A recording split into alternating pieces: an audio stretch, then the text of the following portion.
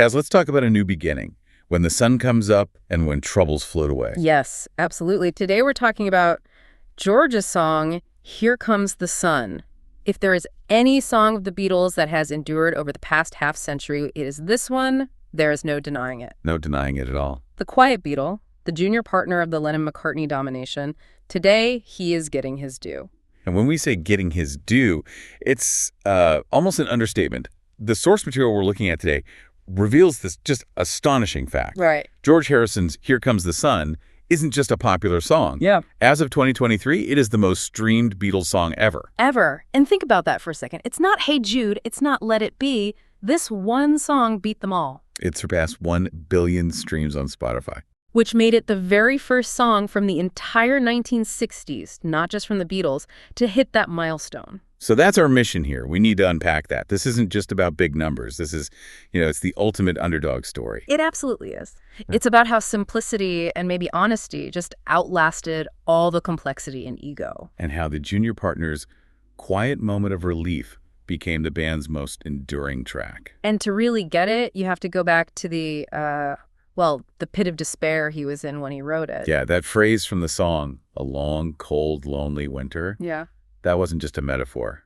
Early 1969 was a nightmare for him. A total nightmare. I mean, the sources detail that he had already quit the band for a bit back in January. During the miserable Get Back sessions, right? Yes. He literally walked out on the biggest band in the world because the atmosphere was that toxic. And on top of that, he'd just been arrested for marijuana possession, and I think he just had his tonsils out. He had, so he was just physically and emotionally completely drained. But the real soul-crushing part, the thing that made him want to escape, was Apple Corps. Oh, the irony of Apple is just, it's devastating. It was supposed to be their creative utopia. And instead, it became this bureaucratic mess that was just hemorrhaging money. George even said it was like school where we had to go and be businessmen. Just signing papers all day. Constantly. Sign this and sign that. Imagine being him, an artist, deep into spirituality, and you're stuck in a boardroom with accountants. It's the exact opposite of why he got into music in the first place. And that's what led to the song. It was one day in April 1969. He just couldn't face another one of those meetings. So he played hooky. He did. He just decided not to go. And that simple act of rebellion is where Here Comes the Sun begins. He drives straight over to his friend Eric Clapton's house. Hurtwood Edge in Surrey, yeah. And Clapton remembers him showing up. He just had an acoustic guitar with him. He walks out into the garden. And it was literally a sunny day. A record-breaking April sunshine kind of day. He just started strumming. So the song wasn't written to compete with John and Paul or for an album. It was an act of self-care. Exactly. The relief he felt in that moment, choosing friendship and beauty over all that drudgery, that's the heart of the song. The long, cold, lonely winter was literal. It was escaping being a Beatle. And he didn't even finish the lyrics until later, right? Yeah. On a holiday. Yeah, in Sardinia in June, when he could finally breathe. Which makes sense, because he'd been fighting for that kind of creative breathing room for years. This junior partner problem was a huge deal. Oh, it's the core of his story in the band. He was lucky to get 2 songs on an album. Often it was just one. While Lennon and McCartney just dominated the rest of the record. And you have to be clear, this wasn't because he wasn't good enough. No. By the mid-60s, he'd written Taxman. He'd written While My Guitar Gently Weeps. These were incredible, sophisticated songs. But the power dynamic was set when he was just a kid, the youngest guy in the band, and it never changed. And in those final years, it got really brutal. Paul could be very dismissive, very critical of his playing. And John's indifference might have been worse. I think so. Just not even engaging with his ideas. The message was always clear. We tolerate your songs, but don't get any big ideas. So it's no wonder he explored Indian music and spirituality. It was a world they couldn't control. It was his own space. And that's why Abbey Road is so monumental. Because he comes in with something, and Here Comes the Sun. 2 undeniable top-tier masterpieces, side by side. You couldn't ignore it anymore. The proof was right there. Even George Martin, their producer, knew it. He called Here Comes the Sun, and this is a quote, in some ways one of the best songs ever written. Think about that. From the man who produced Yesterday and all of Sgt. Pepper. And yet that old inequality was still there. Still there. Right. They released Something as a single, which was a huge victory for George. Right. But it was a double A-side with John's Come Together, so John still got equal billing, equal radio play. Parody hadn't quite arrived. Which brings us to the recording session itself. There's a bit of drama here that really sets the stage. It's just so poetic, isn't it? The basic track gets recorded on July 7th, 1969, and John Lennon isn't there. He was recovering from a car crash in Scotland.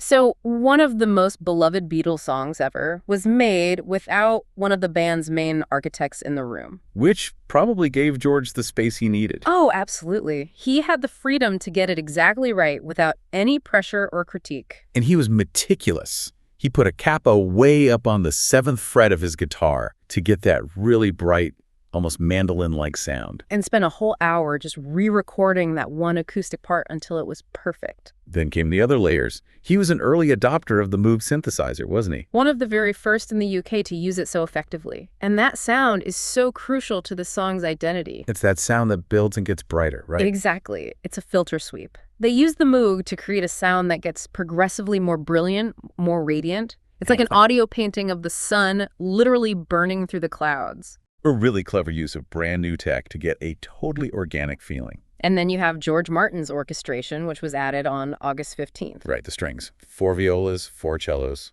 And the double bass. And we should probably clarify for everyone that's bass spelled B-A-S-S, but pronounced bass, the large string instrument. A big one, yes. And the arrangement is so warm, so subtle, it never gets in the way of that acoustic guitar. But here's the real aha moment.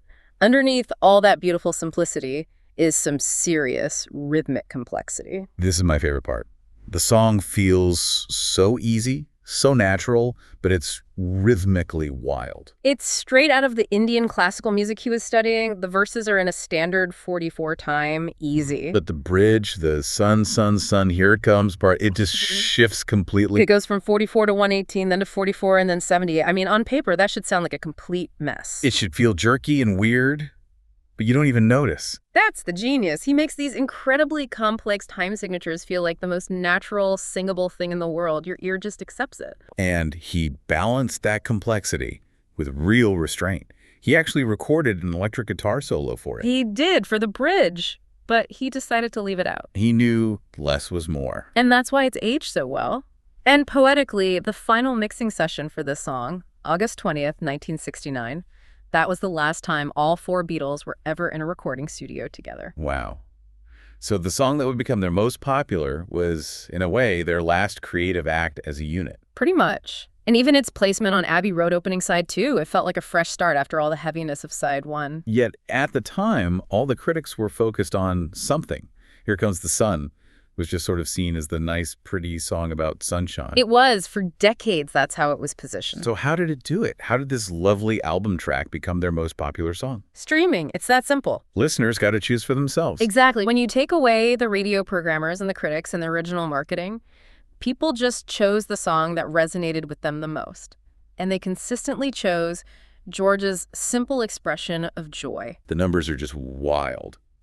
In 2010, when their stuff finally hits iTunes, this 41-year-old album track charts in the UK. By 2019, it's their most streamed song in the world. And then May 2023, it hits 1 billion plays on Spotify. And it still has a huge lead over whatever's in second place. So the big question is why? Why this song for modern audiences? I think it's the accessibility. You need zero context to get it. That's a great point. You don't need to know about the band's breakup or the 60s. It's just universal. Everyone knows what it feels like to go through a hard time and then see the light at the end of the tunnel. Darkness, then relief. And the optimism feels earned. It's not naive. The song acknowledges the long, cold, lonely winter. It says, yes, the darkness is real. But the sun is coming. Exactly. It promises that light follows darkness. And in our anxious modern times, that is a powerful message. It's so pure. You know, when George passed away in 2001, the fans who gathered in Central Park, they sang, "Here Comes the Sun." Not something, not My Sweet Lord. They sang the song he wrote because he skipped a business meeting to sit in a garden. So the ultimate irony is that the song he wrote to escape being a Beatle became the most popular Beatles song of all time. The quiet one won the long game.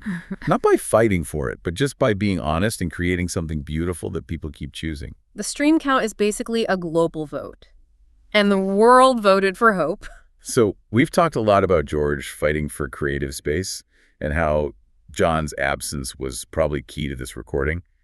That brings up a final thought. Okay. If John Lennon had been there for the recording, with his tendency to dominate or, add his own spin, Do you think the final, understated version of the song, the one that became a timeless success, would even exist as we know it?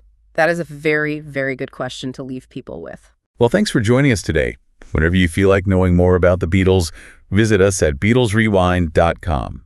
Every day we do something new there. Song reviews, album reviews, movie reviews, book reviews, documentaries, trivia, all things Beatles. Every day, 8 days a week. You can find us on the website, BeatlesRewind.com. You can subscribe on Spotify, Apple Podcasts, YouTube, Amazon Podcasts, practically anywhere on the intertubes. The Beatles, all day, every day. Cass will do it again tomorrow. Right? Try hip. We certainly will. Talk to you then. Until next time. And you listen. Your mind conducts its own symphony.